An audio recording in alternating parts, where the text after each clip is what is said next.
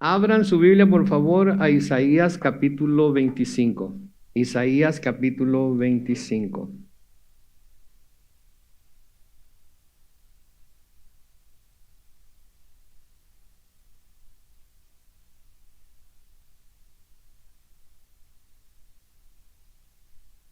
Isaías capítulo 25. ¿Ya lo encontraron?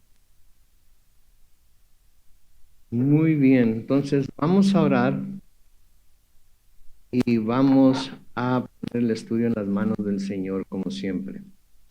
Bendito Padre Celestial, te damos gracias, Señor, por permitirnos una vez más reunirnos en esta noche, Señor, para alabar tu nombre, Señor, para Jesús, por medio del canto, para traer nuestras oraciones también delante de ti, nuestras peticiones delante de ti. A esta hora nuestra petición, Señor, es que como siempre tú nos guíes en el estudio de tu palabra y nos ayudes, Señor, a poder recibir lo que tienes para cada uno de nosotros, Señor.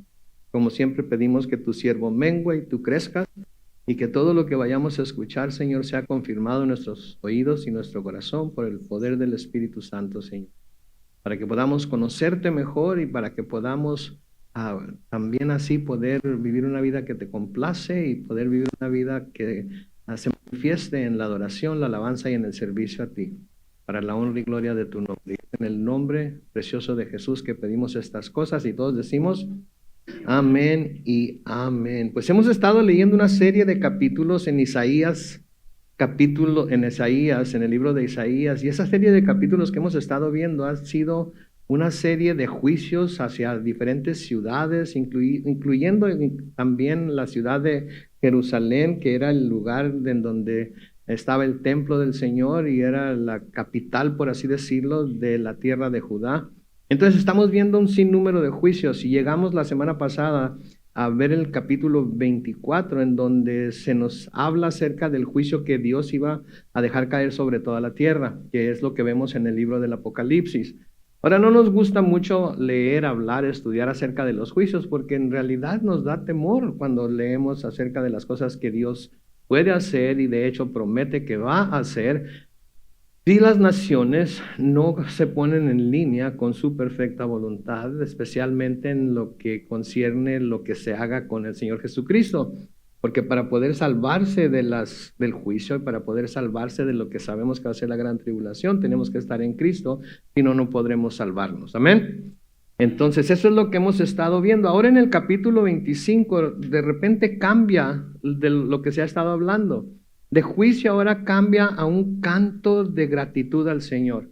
De hecho, en mi Biblia de estudio, ese es el título, ese es el encabezado que tiene bajo Isaías 25, canto de gratitud al Señor. Y este es un poema, por así decirlo, en medio del cual el profeta, de hecho, celebra la destrucción de la tierra pecaminosa por parte de Dios, pero también nos habla de su triunfo final.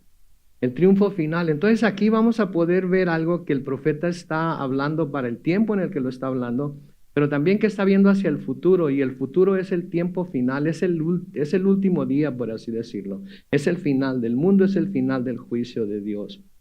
Este cántico o canto se divide en tres partes. Y el primero lo tenemos de los versículos 1 al 5. Y ahí podemos ver que es un canto de alabanza. Ahí podemos ver que después de esos capítulos de los que les he estado hablando, en el que hemos estado hablando del juicio, Isaías levanta este canto que comienza hablando de lo que el Señor ya ha hecho. Comienza hablando de lo que el Señor ya ha hecho.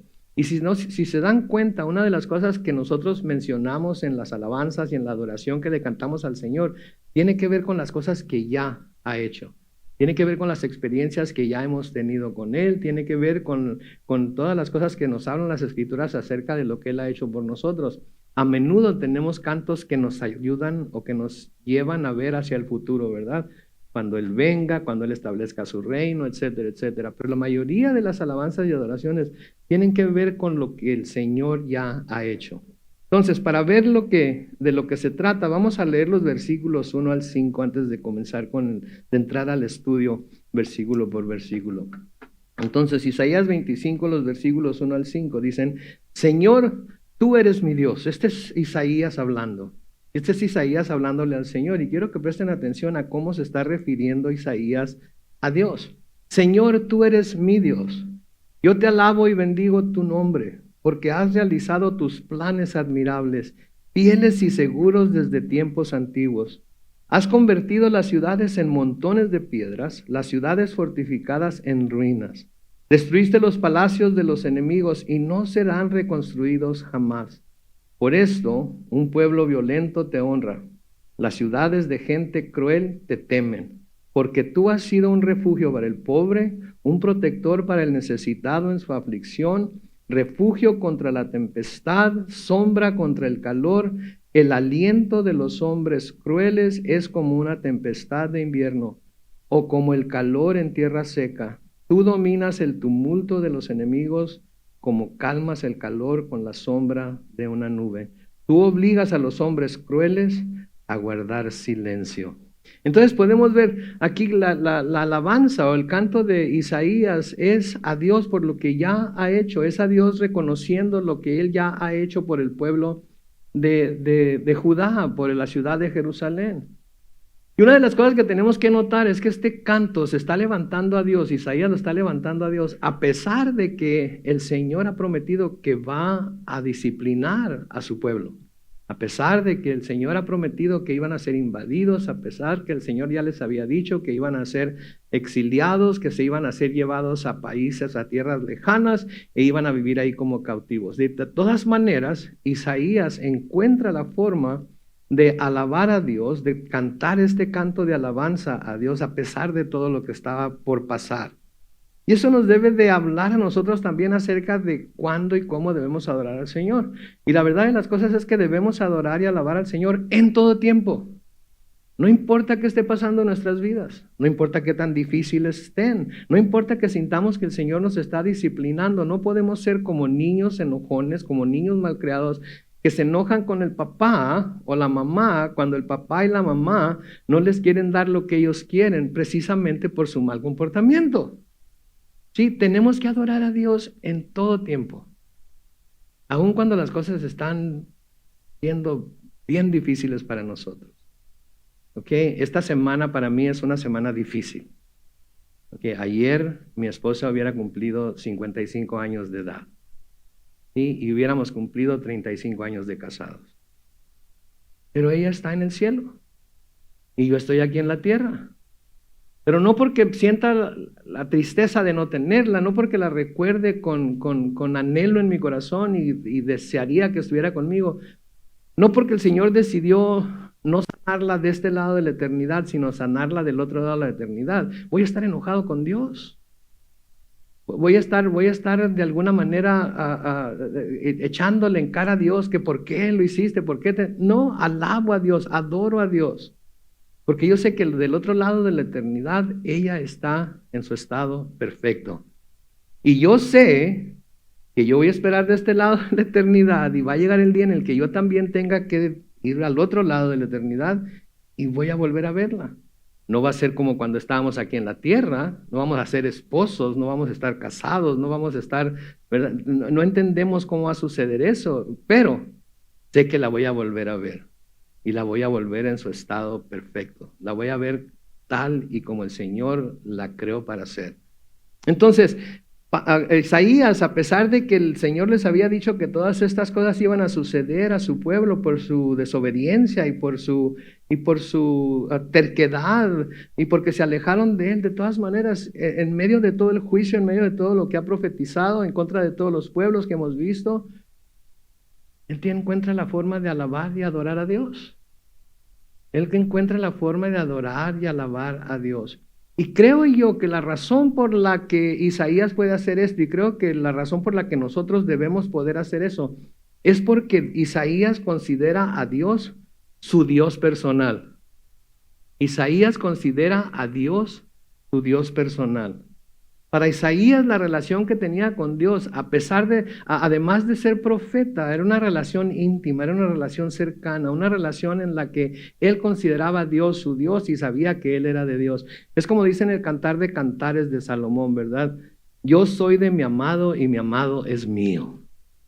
Y me pregunto yo, ¿cuántas veces como cristianos hemos llegado a contemplar esa verdad de que nosotros somos de Él y Él es nuestro? Sí, lo vemos como Dios, a veces lo vemos como Dios altísimo, a veces como nos imaginamos a los querubines volando alrededor del cielo, cantando Santo, Santo, Santo es el Señor de los ejércitos. Y lo vemos entre los ángeles y lo vemos sentado sublime y exaltado. Y sus vestidos llenan los dinteles del templo, etcétera. Y lo vemos tan sublime. Pero Él quiere ser nuestro Dios personal. Y nosotros debemos vernos como sus hijos. ¿Sí? Entonces noten ahí en el versículo 1, Isaías dice, tú, Señor, ¿qué dice? Eres mi Dios. Yo te exaltaré y alabaré tu nombre porque has hecho maravillas. Tus consejos siempre han sido verdaderos y firmes. ¿Y por qué sabe eso? Porque conoce a Dios íntimamente, conoce a Dios personalmente. Él lo ve como su Dios. Y eso es lo que tenemos que ver aquí, que Dios es un Dios personal, es nuestro Dios como grupo, es nuestro Dios como pueblo, pero también es mi Dios. Es un Dios que se preocupa por su pueblo en general, pero es un Dios que se preocupa por cada persona individualmente también. Y esa es una vista de Dios que a menudo nos perdemos. Sí, clamamos a Dios, no iba a decir rezamos, pero no rezamos, oramos el Padre nuestro que estás en los cielos. Pero yo les exhortaría a que en lugar de decir Padre nuestro, digan Padre mío que estás en los cielos. Reconocerlo como nuestro y reconocernos nosotros como las ovejas de su prado, a las que Él cuida, a las que Él apacenta, a las que Él dirige, a las que Él protege, como vamos a ver más adelante. Entonces, podemos y debemos tener una relación personal con este Dios en el que creemos, al que adoramos, al que le cantamos. Podemos acercarnos a Él con toda la confianza de un niño que se acerca a su padre. Podemos acercarnos a Él con toda la confianza de un niño que se acerca a su padre. Los que son padres, me imagino yo que ustedes le dan toda la confianza del mundo a sus hijos para que se acerquen a ustedes, para que los abracen, para que les den un beso, etcétera, etcétera. Ahorita estaba parado ahí atrás de la silla aquella que está allá y entró mi hijo y saludó a todo mundo y abrazó a todo mundo y luego se fue a donde yo estaba y me puso el brazo encima de mi hombro y me abrazó y ahí se quedó conmigo mientras estaba llevándose a cabo la alabanza. No tuvo temor de que llegara y me quisiera abrazar y yo le dijera, ¿qué traes? Quítate de aquí. Estoy meditando en lo que voy a decir. No, él tuvo toda la confianza del mundo a sus 26 años de llegar, ponerme el brazo en el cuello, alrededor del cuello y en el hombro y quedarse ahí parado conmigo. Mis hermanos, así es como debemos de tener nosotros la confianza para llegar con nuestro Padre Celestial. Ahora, a veces mi hijo llega enojado conmigo y me regaña por alguna cosa que sucede, pero tiene la confianza de hacerlo también. Y saben que nosotros también podemos a veces llegar enojados con Dios. Nosotros también debemos tener la confianza para llegar a quejarnos con Dios si es que tenemos alguna queja. ¿Sí? Reconociendo, claro, al final de cuentas que Él es soberano y va a hacer su perfecta voluntad. Pero podemos ir ante Él y quejarnos delante de Él. ¿Sí? Entonces podemos tener una relación personal, debemos tener una relación personal y debemos buscar acercarnos a Él con toda la confianza de un niño que se acerca a su padre. En el Salmo 43, los versículos 4 y 5 dice, me acercaré entonces a tu altar, mi Dios, y ahí, mi Dios, te alabaré al son de arpa. Pues tú eres mi Dios, mi gozo y mi alegría. Versículo 5, ¿por qué te desanimas, alma mía? ¿Por qué te inquietas dentro de mí? Espera en Dios, porque aún debo alabarlo. ¿Él es qué? Mi Dios. ¿Él es qué? Mi Salvador. ¿Y lo creemos o no lo creemos? ¿Y lo vemos como eso o no lo vemos como eso? Lo vemos como ese Dios amoroso, ese Dios que dio a su Hijo unigénito para que al yo creer en Él no tenga que morir, sino pueda tener vida eterna. Lo creemos y lo tenemos como el Dios en el que le podemos tener confianza para decirle lo que sea que nos está pasando, cómo nos está pasando y exactamente cómo nos sentimos. Domingo pasado estaba platicando con un hermano acerca de cosas del ministerio y yo creo que yo creo que él me notó que algo traía en mi corazón, algo pesado traía en mi corazón. Y me preguntó qué le pasa y yo dije, nada. Hay cosas que uno se queda con ellas porque siente que son muy personales y no debe de decirlo, ¿verdad? Y luego me dijo, usted sabe que aquí no va a tener juicio, ¿verdad? Ya casi me convencía.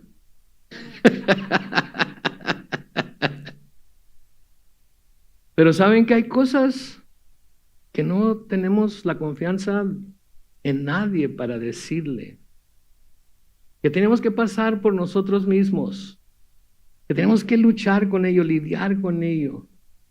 ¿Sí? Pero al que sí le podemos decir todas esas cosas y nos escucha es Dios. ¿Sí? Y por eso en el versículo 5 del Salmo 43, el salmista pregunta a su alma, ¿por qué te desanimas, alma mía? ¿Por qué te inquietas dentro de mí? Espera en Dios, porque aún debo alabarlo. Él es mi Dios, Él es mi Salvador. Yo no sé ustedes, pero de vez en cuando me encuentro en casa lavando trastes. Sí, lavo trastes, aunque a veces sí uso desechables, pero lavo trastes, limpio la cocina, etcétera, etcétera. No lo hago muy bien.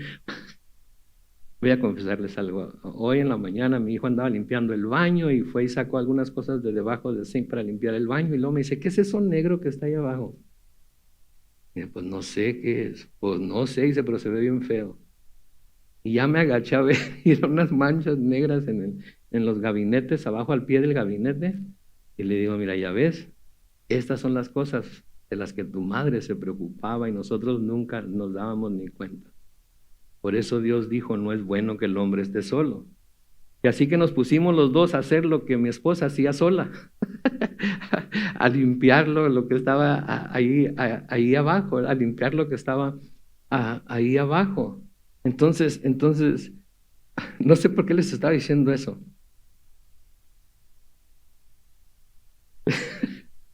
Pero de nuevo, ¿por qué te desanimas, alma mía? ¿Por qué te inquietas dentro de mí? Espera en Dios, porque aún debo... Ya me acordé.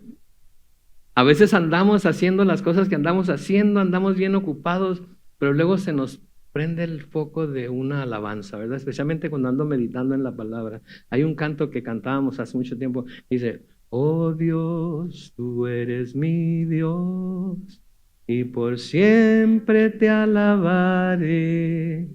Oh Dios, tú eres mi Dios, y por siempre te alabaré.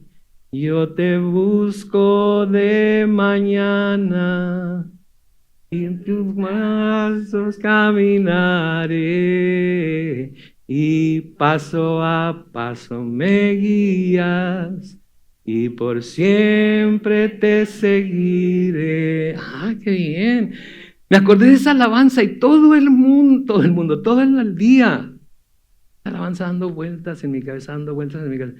Dios, tú eres mi Dios. Sí, te preocupas por todo tu pueblo, te preocupas por tu iglesia, te preocupas por todo lo que está pasando en el mundo, te preocupas por todas esas cosas, pero puedo decir que eres mi Dios y puedo decir que soy tuyo también. Y eso es algo que debemos de pensar y en lo que debemos de meditar diariamente, mis hermanos. Porque esta vida es muy difícil. Esta vida tiene altas y bajas, tiene chispas, rayos y centellas, ¿verdad? Y la única manera de poder sobrevivir esos momentos es si estamos bien aferrados a Dios, bien agarrados a Dios. Otro salmo de David es el Salmo 56, y en el Salmo 56 y el versículo 4, noten lo que escribe David. Confío en ti, ¿quién? Mi Dios. Y alabo tu palabra. Confío en ti, ¿qué? Mi Dios. Y no tengo miedo. ¿Qué puede hacerme un simple mortal? ¿Está bien? No tengo miedo.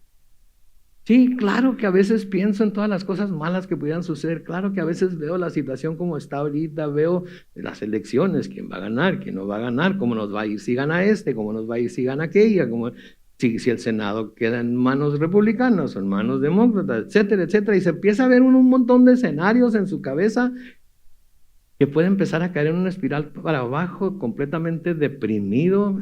sentir que no se tiene esperanza. Pero nuestra esperanza, como decía nuestra hermana María Eugenia, no está en el candidato, no está en el partido, no está en quien vive en la Casa Blanca. Nuestra esperanza está en Dios. Él sigue estando sobre su trono.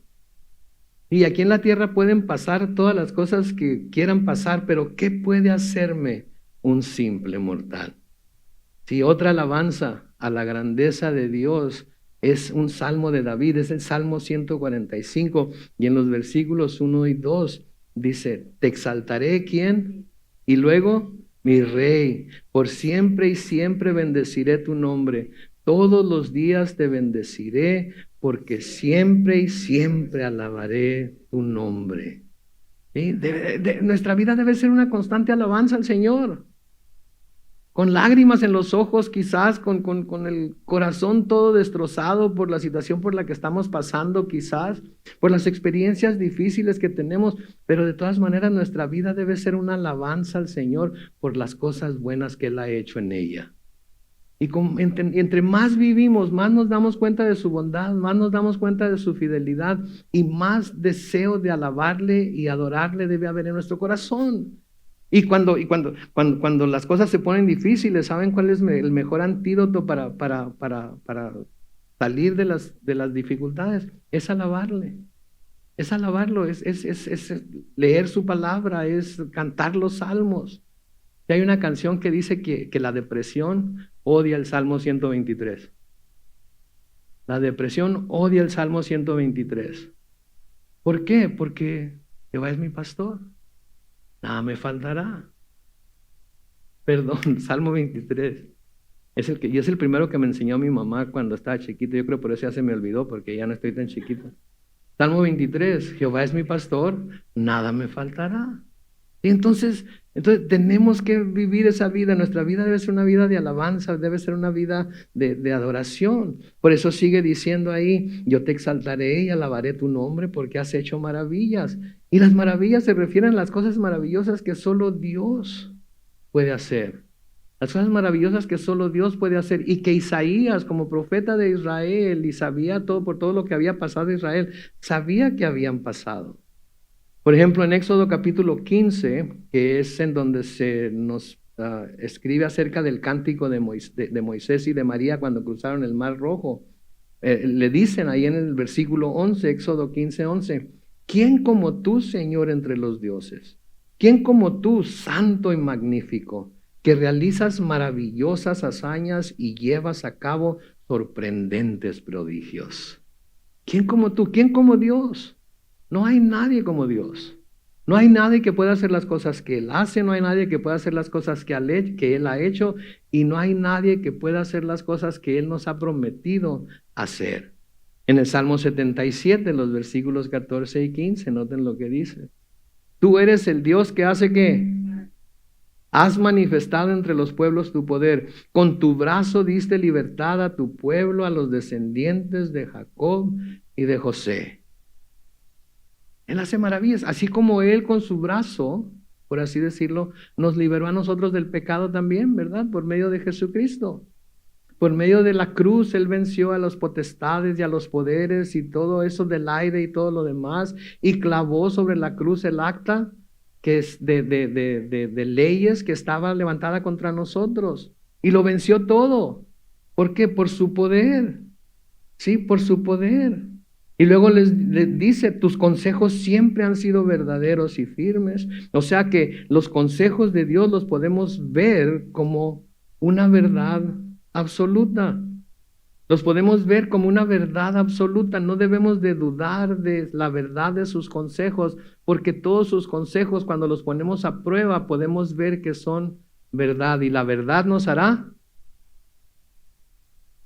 Entonces, tenemos que confiar en Él. En el Salmo 33, los versículos 11 y 12, noten lo que dice, pero los planes y pensamientos del Señor permanecen por todas las generaciones. Versículo 12, dichosa la nación cuyo Dios es el Señor, el pueblo que Él escogió como su propiedad. ¿Se acuerdan? Él es nuestro y nosotros somos de Él. Somos su propiedad.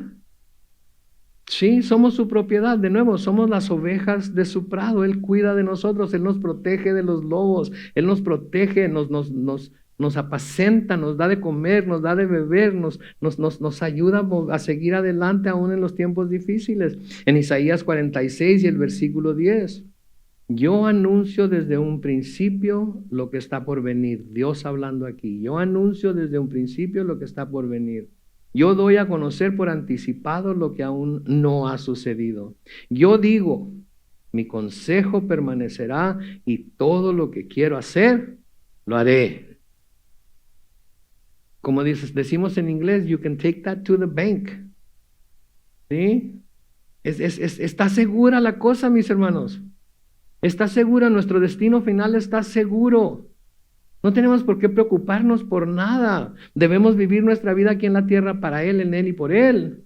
Sí, pero nuestro destino eterno ya está seguro. Sí. Otra vez mi hijo y yo. Estaba mi hijo limpiando el baño, sonó el teléfono y lo contesté. Y era una señora que se llama, le dicen RC. Y me dice, hola, ¿con quién hablo? ¿Con quién desea hablar? Con Carlos Alvarado. ¿Quién le habla? RC de Glen Abbey. Ande pues, dije, me están llamando quizás para hacer algún servicio o algo, ¿verdad? O ya me están llamando porque ya se me acabó, ya me llegó el día, ¿ok? Pero me estaban llamando de Glen Abbey. Entonces le digo, ok, ¿en qué puedo servirle? ¿Por qué el privilegio de su llamada? Luego me dice, quiero avisarle que puede venir por el título de su terreno cuando quiera. Ande pues. O sea que ya puedo morirme, porque ya tengo el título de mi terreno. Entonces ya está hecho. Ya lo único que falta es, ¿verdad? Ya lo único que... Y me dice mi hijo, no te preocupes, Dad, tú no te vas a morir. ¿Cómo que no me voy a morir? No, el rapto va a pasar antes de que tú te mueras. Ande, pues, de tus labios a los oídos de Dios, ¿verdad?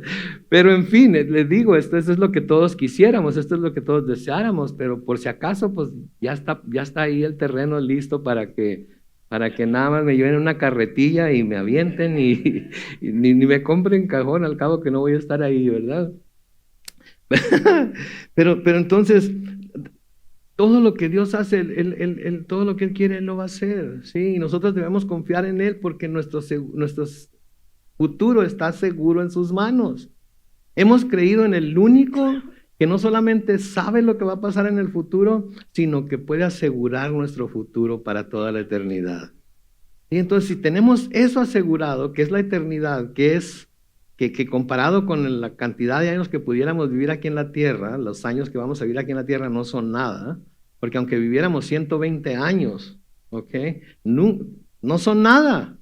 Vamos a estar en el año 120, todos viejitos, todos adoloridos, todos como sea que vayamos a estar, y vamos a estar queriendo quedarnos todavía más tiempo, ¿no es cierto? Vamos a querer quedarnos más tiempo, porque siempre nos va a estar faltando algo que hacer. Pero Dios va a decir un día, ¿sabes qué? Ya está pagado tu terreno, ya es tiempo, ¿verdad? Así es que, pero Él sabe el futuro y debemos de nosotros confiar en Él porque en Él está seguro nuestro futuro. ¿Sí? En Hebreos capítulo 6, los versículos 17 a 18, noten lo que dice. Por eso Dios, queriendo mostrar claramente a los herederos de la promesa, ¿quiénes son los herederos de la promesa? Nosotros, entonces, queriendo mostrarnos a nosotros, ¿sí? Que sus propósitos, ¿qué? No cambian, les hizo un juramento, para que por estas dos cosas que no cambian, y en las que Dios no puede mentir, noten en la última parte del versículo 18, tengamos un sólido consuelo, los que buscamos refugio, y nos aferramos a la esperanza que se nos ha propuesto. Nos aferramos a ella, nos agarramos de ella. Es como si estuviéramos en una inundación y de repente en las aguas en las que vamos vemos un tronco, vemos un árbol y sabemos que agarrándonos de ese árbol podemos estar seguros. ¿Qué vamos a hacer? Nos vamos a agarrar del árbol, ¿verdad? Y no me suelto y no me suelto y no me suelto. Entonces así debemos aferrarnos a Dios. Así debemos agarrarnos de Él. y no me suelto, y no me suelto, y no me suelto. Porque yo sé que Él no me va a soltar a mí.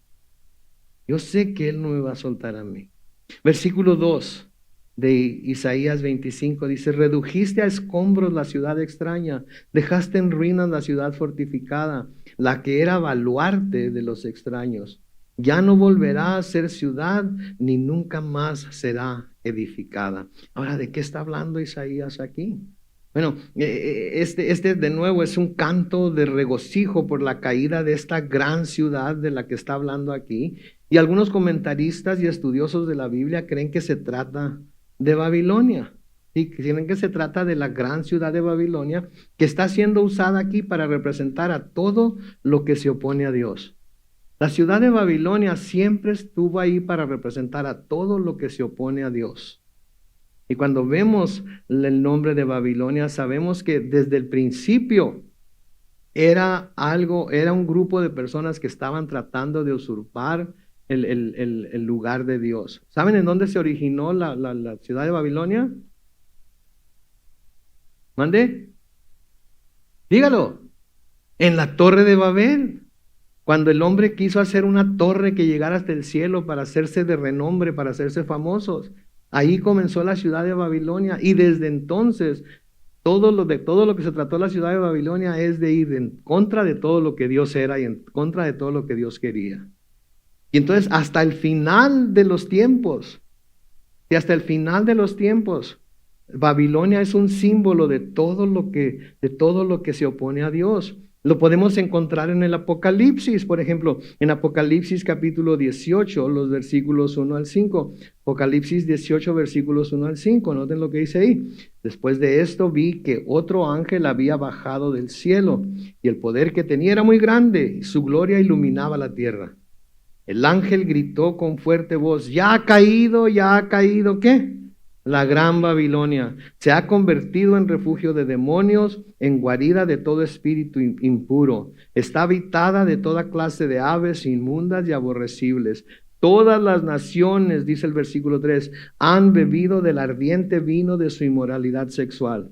Los reyes de la tierra han tenido relaciones sexuales con... Obviamente no está hablando literalmente, está hablando, adoptó sus maneras de obrar y sus métodos de reinar, de gobernar, etcétera, etcétera. Eso es lo que está hablando con ella. Y los comerciantes de la tierra se han enriquecido gracias a su impresionante prosperidad. Versículo 4, oí entonces otra voz del cielo que decía, ustedes, los de mi pueblo, salgan de esa ciudad para que no participen de sus pecados, ni reciban parte de sus plagas, pues son tantos sus pecados que llegan hasta el cielo y Dios ha tomado en cuenta sus injusticias. Entonces esa ciudad que finalmente de la que Isaías está hablando aquí, de cómo el Señor la redujo a escombros, de cómo el Señor la dejó en ruinas, y aunque era una ciudad fortificada, sí, que era baluarte de los extraños, que llegó el día en el que dejó de ser ciudad, porque ahorita ya no existe Babilonia. ¿Saben que ya no existe Babilonia? Existe el lugar en donde existió, pero ya no existe Babilonia. Entonces nunca volvió a ser levantada. Se levanta como un sistema de gobierno mundial, como un sistema religioso, etcétera, que va en contra de todo lo que Dios es y quiere y desea, pero al final de cuentas va a ser derrocada otra vez. Entonces, la palabra de Dios nos dice que Dios es lento para la ira y grande en misericordia, pero tarde o temprano va a llegar el día del juicio y ese día será implacable. Y por eso se nos dice en el libro de Hebreos que horrenda cosa es caer en manos del Dios vivo. Por eso se nos dice que nuestro Dios es un fuego consumidor. Y porque así como es un Dios de amor, de gracia y de misericordia, también es un Dios de justicia. Y también es un Dios perfecto, santo, que demanda santidad, porque sin santidad nadie verá a Dios. Entonces, por eso nosotros buscamos vivir una vida de santidad. Somos llamados santos ya porque posicionalmente ya somos santos. De hecho, el Señor nos ve ya sentados con Él en los lugares celestiales, nos dice Pablo en la carta a los Efesios. Sí, pero estamos siendo santificados, estamos en el proceso de santificación. ¿sí? Porque necesitamos, mientras estamos en la tierra, vivir una vida de santidad para ser testimonio de la obra que Dios puede hacer en el corazón de las personas que se entregan completamente a Él. Ninguno de nosotros estamos donde estábamos cuando comenzamos a creer. Todos hemos avanzado sin duda muchísimo en nuestro comportamiento, en nuestra manera de pensar, en nuestra manera de hablar, etcétera, etcétera. Y estamos siendo perfeccionados continuamente. ¿Sí? Entonces, sí, la palabra de Dios de nuevo nos dice que Él es lento para la ira y grande en misericordia, pero tarde o temprano va a llegar el día del juicio y será implacable. Sí, en Isaías capítulo 13 ya lo estudiamos, pero lo vamos a leer ahorita aquí. Isaías capítulo 13 y el versículo 11, noten lo que dice ahí. Yo castigaré al mundo por su maldad y a los impíos por su iniquidad. Acabaré con la arrogancia de los soberbios y abatiré la altivez de los fuertes. Esa también es promesa de Dios. A eso también deberíamos decir amén, con toda confianza, porque también es una promesa de Dios. ¿Sí? En el Salmo 9, noten lo que dice el Salmo 9, los versículos 16 al 18. El Señor se ha revelado al hacer justicia. Los malvados se enredan con sus propios hechos. Esos malvados serán llevados al sepulcro con todos los que se olvidan de Dios, porque no siempre serán olvidados los pobres, ni todo el tiempo se desvanecerá su esperanza. ¿Sí? Está muy claro lo que el Señor está diciendo ahí. Está muy claro lo que el Señor está profetizando a través del Salmo acerca de lo que va a hacer con los malvados. Y cuando habla del sepulcro, obviamente está hablando de la muerte. Pero sabemos que la muerte física no es la muerte que cuenta. Porque seamos cristianos o no se sea cristiano, la persona sigue viviendo. Lo único que se tiene que determinar es en qué sección va a vivir. ¿En el cielo o en el infierno? Porque no hay lugar medio, no hay purgatorio, no hay una segunda oportunidad, no hay nada. O es en el cielo, cerramos los ojos por última ocasión aquí en la tierra y los abrimos en la presencia del Señor en el cielo, o cerramos los ojos por última ocasión aquí en la tierra y los abrimos de nuevo en el infierno. No hay otra forma de hacerlo y el Señor está prometiendo que esto es lo que va a suceder. ¿Sí? Cuando el Señor decide que va a juzgar a Jerusalén, que va a juzgar a Judá por sus pecados y todo lo que ellos han hecho por defraudar a la gente, por muchas razones por las que las va a juzgar, habla a través del profeta Malaquías, y el Malaquías 3:5, y creo que esta va a estar en dos secciones para que se pongan tres allá. El Señor de los ejércitos ha dicho, yo vendré a ustedes para someterlos a juicio y me dispondré a actuar como testigo contra los hechiceros y adúlteros, contra los perjuros y los explotadores, contra los que defraudan en su salario al jornalero, a la viuda y al huérfano, y contra los que no les hacen justicia a los extranjeros ni tienen temor de mí. Es promesa del Señor, es palabra del Señor. Y así como la promesa de salvación está dada y se cumple por medio de Jesucristo, así la promesa de juicio también está dada y se va a cumplir para aquellos que desprecien la oferta de salvación en Cristo que el Señor está dando en nuestros tiempos. En 2 de Pedro, capítulo 2, los versículos 9 y 10, noten lo que dice. El Señor sabe librar de la tentación a los piadosos y sabe también reservar a los injustos para que sean castigados en el día del juicio. Sobre todo, versículo 10, a los que se dejan llevar por la depravada naturaleza humana y andan en deseos impuros y en la inmundicia, con lo que desprecian la autoridad divina. Son atrevidos y arrogantes y no tienen miedo de insultar a los poderes superiores. Y entonces está haciendo una declaración muy clara ahí el Señor. Yo sé librar de la tentación a los piadosos. ¿Quiénes son los piadosos? Los que creen en Él. Y cuando estamos en tentación, por eso pedimos en el Padre nuestro, no nos permitas caer en tentación. Él nos puede librar de caer en la tentación. Solamente tenemos que clamar a Él y Él nos puede librar de la tentación. Pero los que se van de cabeza sobre la tentación, tras la tentación, entonces tenemos que preguntarnos qué está pasando en el corazón de esas personas para pensar que pueden meterse de cabeza en el mismo pecado y creer que de alguna manera se van a salvar del juicio de Dios. ¿Sí? Y desafortunadamente hay muchas personas que están muy dispuestas a decirle a alguien que está viviendo en pecado, no te preocupes, ya creíste en Jesucristo, no tienes nada de qué preocuparte. Oh my goodness.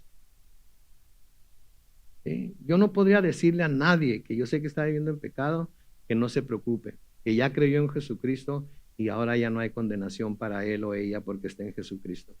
Si está pudiendo vivir, si está pudiendo practicar una vida de pecado, ¿estará verdaderamente en Cristo? Yo no sé. Sí, él o ella me puede decir que está, que cree, etcétera, etcétera, pero yo no sé, yo no puedo. Entonces yo lo que voy a hacer es exhortarle a que deje su pecado, a que se aparte de su manera de vivir, a que se vuelva a Dios, a que se vuelva a su primer amor, ¿sí? Y así poder estar seguro, segura de que en realidad está caminando en Cristo, por Cristo, con Cristo. Pero yo decirle, no te preocupes, ¿en serio? Yo no podría hacer eso. No sería un buen pastor en primer lugar. Sería un malísimo amigo y un horrendo hermano si no estoy dispuesto a exponerme a que mi hermano o mi hermana se enoje conmigo por yo decirle la verdad. Sí, no tendría nada, ni ninguna excusa para hacer algo así. Entonces sí, el Señor nos sabe librar de la tentación cuando somos piadosos, cuando hemos creído en el Señor, etcétera, etcétera. Pero los injustos van a ser castigados en el día del juicio. Sí, especialmente aquellos que se dejan llevar por la naturaleza humana, andan en deseos impuros y en inmundicia. Y entonces tenemos que tenemos que tener cuidado de ello. Entonces en el versículo 3 sigue diciendo Isaías, por eso te honra el pueblo fuerte, te teme la ciudad de los violentos. ¿Por qué? Todo lo que ya hemos visto que el Señor ha hecho, por todo lo que ya hemos visto que Isaías está alabando al Señor por haberlo hecho. Por eso te honra el pueblo fuerte y te teme la ciudad de los violentos. El pueblo fuerte y la ciudad de los violentos que se mencionan aquí son los que se mencionan en los capítulos 13 al 23 que ya estudiamos, sobre los cuales el juicio de Dios o ya cayó o iba a caer. Y nos habla de cómo Dios pone su temor sobre los pueblos y seres humanos también, aunque estos no estén dispuestos a reconocerlo. ¿Sabían ustedes eso? Que el Señor pone su temor sobre los pueblos y sobre los seres humanos, ¿sí? Aunque estos sean pueblos o seres humanos, no estén dispuestos a reconocerlo, perdón. Estoy seguro que les ha sucedido que tienen amigos o familiares que no quieren tener nada que ver con Dios. No quieren tener nada que ver con Dios. Si usted les trata de hablar, va a decir, no me vengas con tu religión, no me vengas con tu Cristo, no me vengas con tu pecado, no me vengas con... no quiero tener nada que ver con Dios. Pero cuando las cosas se ponen color de hormiga en sus vidas, ¿qué sucede? Oh, pídele a Dios por mí, ¿sí? Pídele a Dios, pídele a Dios, ora por mí porque estoy pasando por esto, estoy pasando por aquello. Pero si Dios no existe para ti, si no quieres tener nada que ver con Dios, ¿qué le vas a ir a pedir a Dios ahora? Es que tengo miedo de... ¿Miedo de qué? De que si me muero voy a tener que llegar delante. Pero si no crees que existe, ¿a dónde vas a llegar?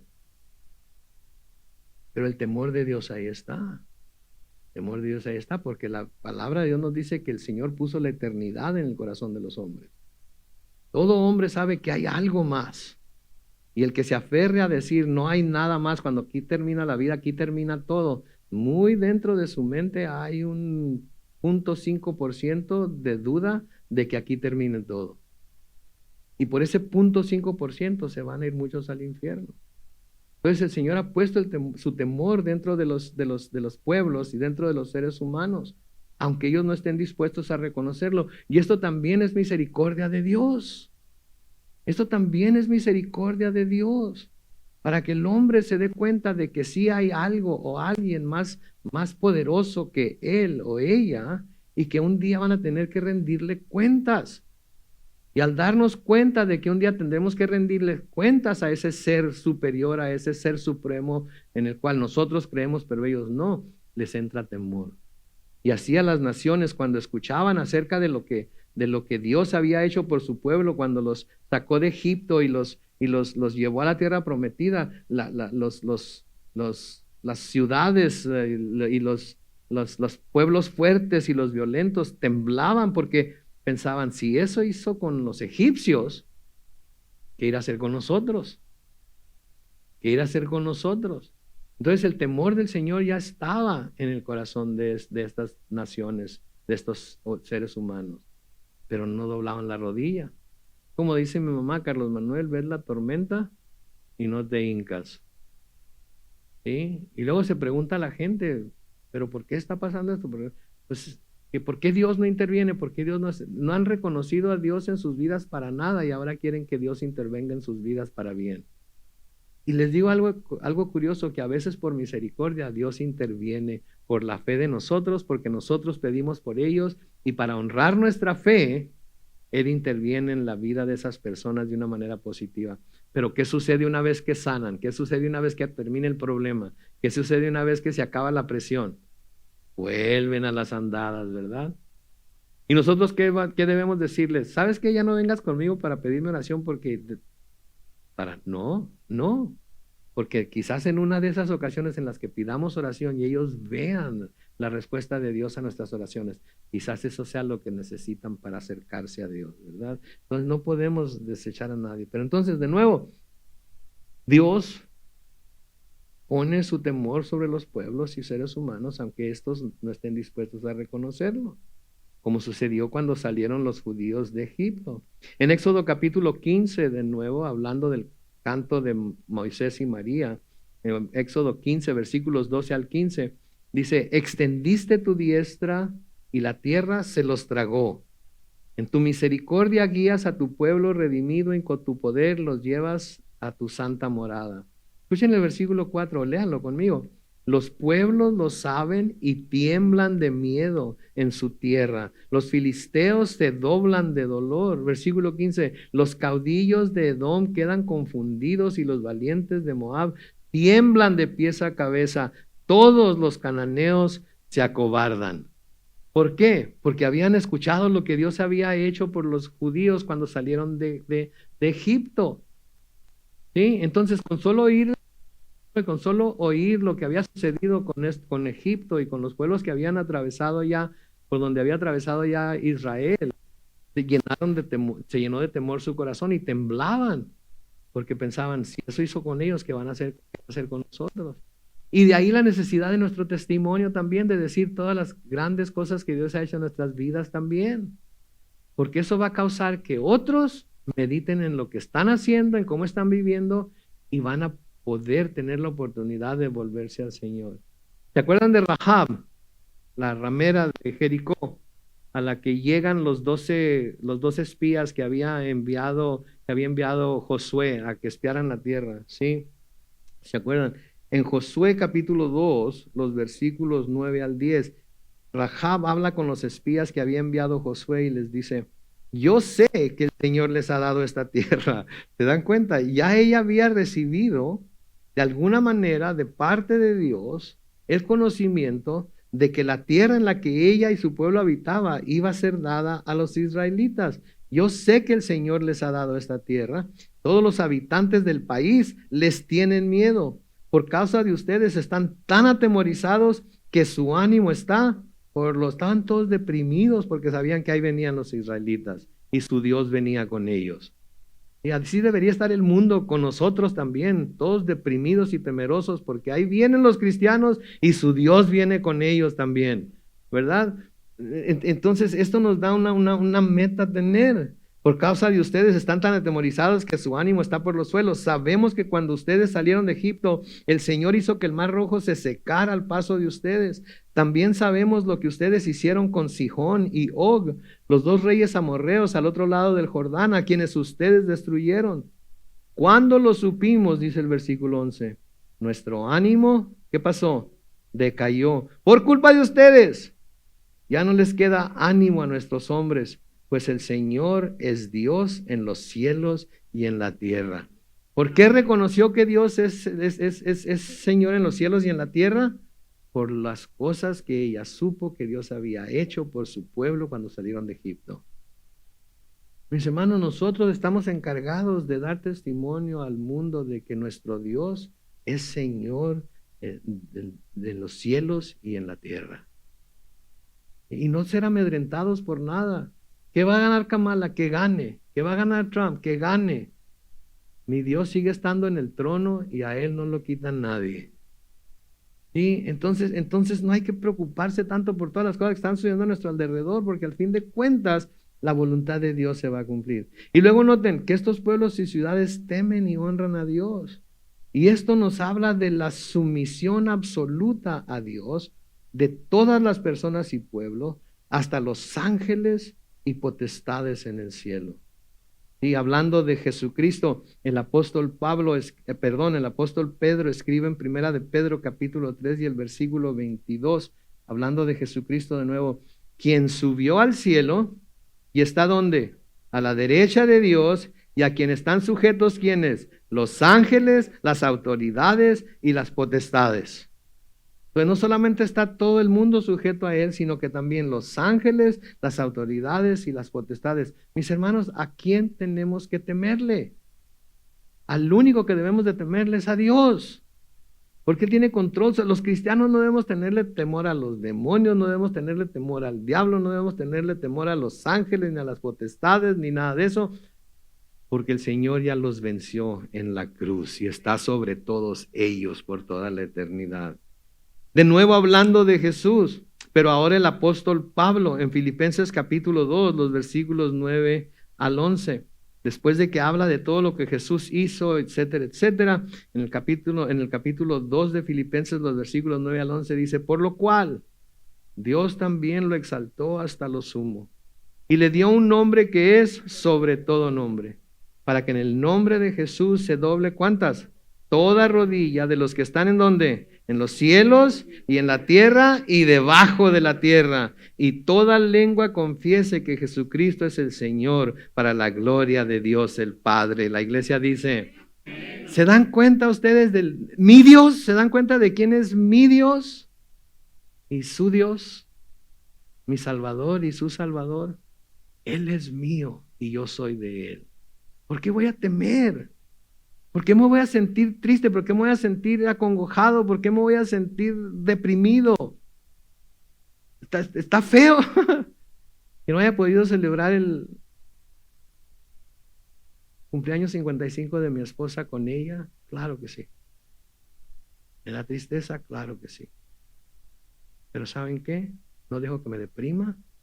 No dejo que me haga sentirme como que Dios no me ama. ¿Sí? Al contrario, me aferro más a Dios porque yo sé que Él es mío, que Él me va a ayudar. ¿Sí?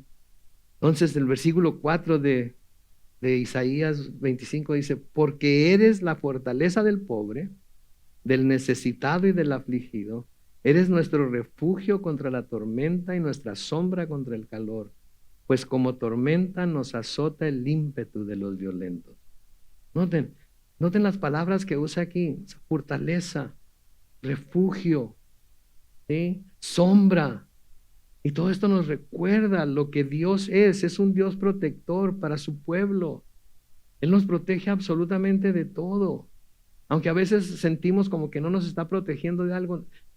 Mis hermanos, si sentimos que las cosas están difíciles y decimos no nos está protegiendo, pero la palabra nos dice que nos está protegiendo, imagínense cómo serían si en realidad no nos estuviera protegiendo.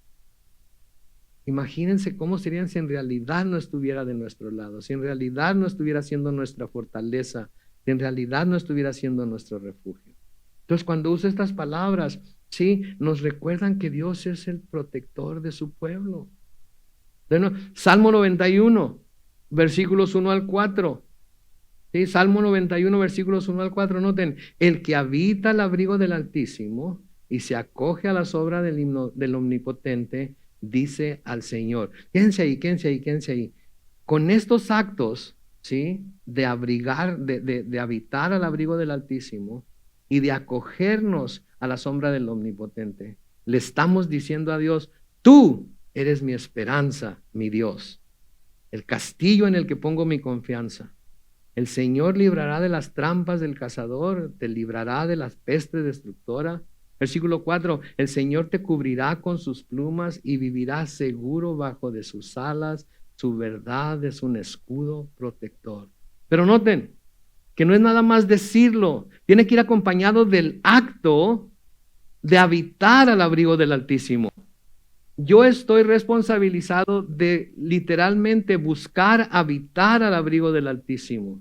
Yo estoy siendo responsable de acogerme a la sombra del Omnipotente. Y yo estoy responsabilizado. Habla de la gallina aquí, habla de estar bajo las plumas. ¿Sí? ¿La gallina qué hace? Abre las alas y los pollos tienen que correr y meterse debajo de ella. Imagínense la gallina con las alas tratando de agarrar a uno y acá ya alcanzo a uno, pero por acá se le van otros dos y ella abre las alas. Así es que el Señor abre sus alas. Ahora, el Señor no tiene alas, ¿ok? Ni tiene plumas. Son términos antropomórficos que se nos presentan en la Biblia para que entendamos, para que ilustren lo que está haciendo. Pero el Señor abre sus alas y nosotros ¿qué tenemos que hacer? Correr a cubrirnos en ellas. Es nuestra responsabilidad. Eso dice de nuevo el versículo 1, el que habita al abrigo del Altísimo y se acoge a la sombra del Omnipotente, le dice al Señor, tú eres mi esperanza. Pero tenemos que correr a Él. Tenemos que resguardarnos bajo sus alas. Y cuando cuando estamos pasando por esa situación, cuando estamos pasando por esa prueba, cuando estamos pasando por esa persecución, aflicción, le decimos al Señor, Señor, abre las alas y ahí te voy. ¿Sí? Porque al llevar a cabo esos actos es cuando le estamos diciendo, tú eres mi esperanza, mi Dios, el castillo en el que pongo mi confianza. ¿Sí? Otro salmo de David, el Salmo 18, los versículos 1 y 2. Noten, Salmo 18, versículos 1 y 2. Mi Señor, mi fortaleza, yo te amo. Versículo 2. Mi Señor y Dios, tú eres mi roca, mi defensor, mi libertador. Tú eres mi fuerza y mi escudo, mi poderosa salvación, mi alto refugio. En ti confío. ¿Nos damos cuenta? Son cosas que tenemos que... Ustedes creen que Dios no sabe, Dios no conoce nuestro corazón, pero ¿saben a quién ayuda a decir estas cosas? ¿Saben a quién ayuda a leer estas cosas en voz alta? A Miguel Hidalgo. ¿Sí? Las leo en voz alta y digo, Chihuahua, ¿por qué me estoy preocupando? ¿Sí? ¿Por qué estoy dejando que esta situación me jale, me ahogue? No debo de dejarlo. Eso no quiere decir que no voy a sentir la tristeza, no quiere decir que no voy a sentir lo pesado, eso no quiere decir que no voy a sentir la presión, eso quiere decir que estoy en las manos de Dios y estoy seguro aún con todo eso. ¿Sí? Otro salmo de David, el Salmo 144, los versículos 1 al 3. Noten, Salmo 144, versículos 1 al 3. Bendito sea, Señor, ¿qué? Mi roca. Tú me entrenas para la batalla, fortaleces mis manos para el combate. Tú eres mi ¿qué? Mi castillo de misericordia, mi fortaleza, eres mi, y en ti me refugio.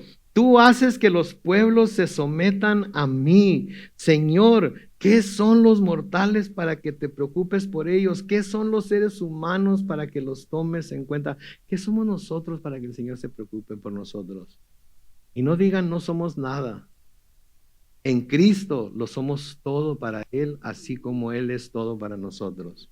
Una vez que venimos a Cristo, ¿sí? Una vez que venimos a Cristo somos todo para Él. ¿Sí? Porque entonces venimos completamente a confiar en Él. Y Él no nos desprecia, ya no nos ve como éramos, nos ve como somos en Cristo y anticipa vernos como seremos una vez que estemos en su presencia. Y eso debe de darnos tremenda seguridad. Versículo 5 de Isaías 25 dice, como el calor en lugar seco, como el calor debajo de una nube, es el orgullo de los extranjeros. Pero tú haces que se apaguen los cantos de los robustos. Y la palabra que se traduce ahí robustos puede decir poderosos, puede traducirse tiranos o puede a traducirse violentos. Y la mención aquí de los extranjeros y los robustos enfatiza el juicio de las naciones descritas por las palabras que el profeta está diciendo aquí. En el Salmo 18 y el versículo 27, el salmista dice, tú salvas a los humildes, pero ¿qué? Humillas a los soberbios, que es un tema que hemos estado viendo a través del libro de Isaías, ¿verdad? Y cuando el rey de Asiria atacó a Jerusalén, en Segunda de Crónicas, capítulo 32 y los versículos 20 al 21, cuando el rey de Asiria se atacó a Jerusalén, el profeta, escritor de Crónicas, escribe, ante esto, el rey Ezequías y el profeta Isaías, hijo de Amós, oraron y clamaron al cielo. Entonces el Señor envió un ángel que destruyó a los soldados más valientes del ejército del rey de Asiria y también a sus jefes y capitanes. Y así el rey de Asiria regresó avergonzado a su país y ahí sus propios hijos lo mataron a filo de espada en cuanto entró en el templo de su Dios. Y de nuevo, ese es el final que van a tener los malvados. Ese es el final que van a tener aquellos que atacan al pueblo de Dios sin razón. Ese es el final que van a tener todos aquellos que ahorita desprecian a Dios, desprecian a su pueblo, nos desprecian a nosotros, pero que un día van a tener que rendirle cuentas a Él. Todavía tenemos tiempo de seguir predicando el Evangelio. Todavía tenemos tiempo de seguir hablando de la bondad, la misericordia y la gracia de Dios. A gente que nos quiere escuchar y a gente que no nos quiere escuchar, porque para eso estamos aquí en la tierra. Amén. Oremos. Padre Celestial, te damos gracias por tu palabra, Señor. Bendecimos tu nombre, oh Dios, por toda la seguridad que podemos tener en ti, Señor. Si tan solo confiamos en ti, nos aferramos a ti. ¿Qué nos puede hacer meros mortales, Señor? ¿Qué nos pueden hacer nuestros enemigos si confiamos en ti? Tú eres nuestro refugio, tú eres nuestra fortaleza, tú eres nuestro escudo, Señor. Tú eres esa nube que nos guarda del calor. Tú como la gallina recoge a sus polluelos, Señor, abres las alas para que cuando estamos en diferentes pruebas y en diferentes situaciones podamos correr y protegernos bajo tus alas, Señor. Te damos gracias, oh Dios, por esa seguridad que tenemos en ti a través de Jesucristo, Señor. Te damos gracias por estos pasajes que nos hablan de lo que has hecho, que nos recuerdan lo que aún estás haciendo y que nos llaman la atención para que veamos, Señor, hacia dónde vamos. Sabemos, oh Dios, que ninguno de los que estamos aquí, ninguno de los que nos está viendo ahorita por Facebook o nos está viendo por YouTube, conocemos el futuro, pero sí conocemos aquel que lo conoce con lujo de detalles y que no solamente lo conoce, sino que lo tiene en sus manos. Y el futuro para aquellos que hemos creído en tu Hijo, Señor, es una eternidad en el cielo contigo. Pase lo que pase, esto está asegurado para nosotros, no porque nosotros hayamos hecho algo para merecerlo, para poder recibirlo, sino porque Él lo hizo todo en la cruz. Y consumado fue. En el momento que Él entregó el Espíritu, murió, descendió a la tumba y resucitó al tercer día, venciendo así la muerte. Bendecimos tu nombre entonces y te damos toda la honra y toda la gloria. Y lo hacemos en el glorioso nombre de Cristo Jesús. Y la iglesia dice, amén y amén.